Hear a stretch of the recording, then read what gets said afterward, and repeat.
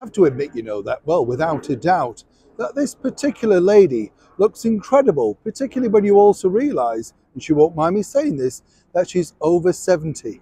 We're talking about the very beautiful former Bond girl, solitaire herself, Jane Seymour. And she's got something of a message for ladies over a certain age. So as ever, I wanted to share it with you.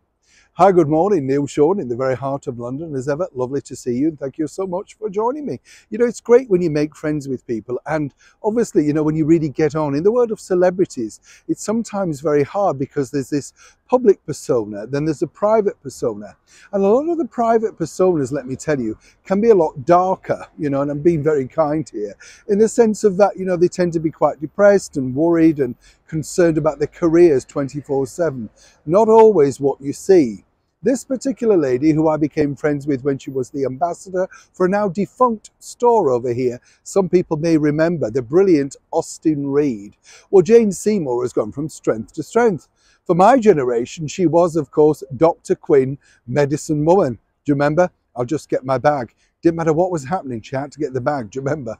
And of course it ran for so many seasons and was very successful with it. Just nice storylines, really. She looked great and there was something of entertainment value to it, wasn't there? And then of course for another generation, she will be forever indelibly known as a former Bond girl, solitaire, alongside the brilliant Sir Roger Moore in that big Bond movie. But what's interesting with Jane, as I say, she's managed to keep her career going for many decades now. But as she told me when we first met, it wasn't that easy. She started out as her own businesswoman, I believe selling ballet shoes and setting up her own company. It was the breakthrough, of course, going into RADA and getting some acting chops behind her, that basically she moved into the big time, all thanks to being a Bond girl. In fact, she didn't shy away from it, as many actresses do. She said, look, it's something to be proud of. It was of its time. And the bottom line is, she got known for it. Now, though, she told me this, and I think this is really so true. She said that in the world of, television, entertainment, films, once a lady gets to around about 40, you're kind of finished. She said it's as if you're just removed off the face of the earth. Doesn't matter if the male co-star is 70 odd, but, the female co-star has to be young. Incredible, isn't it, when you think? Now, of course, Jane's reversing that because she's got a brand new, very successful murder mystery series called Harry Wild. She basically, was pushing to get this made for a long time. Not only does she star in this to great acclaim, but is also the executive producer too.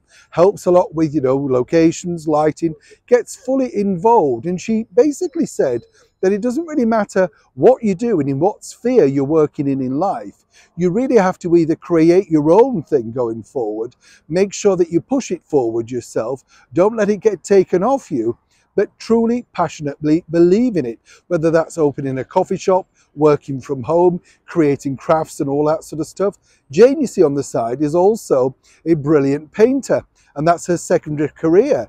And she told me that she always had something else to do when the acting work was a little bit lean, and she admitted that it could be lean at certain points.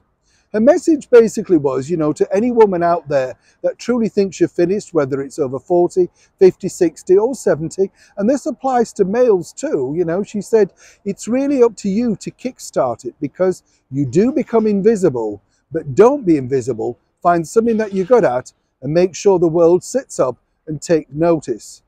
I mean, seriously, it's good advice, isn't it, when you think? I know we all don't look as stunningly beautiful as Jade at 72, but you have to admire her continued passion to push herself and, more importantly, her brand forward.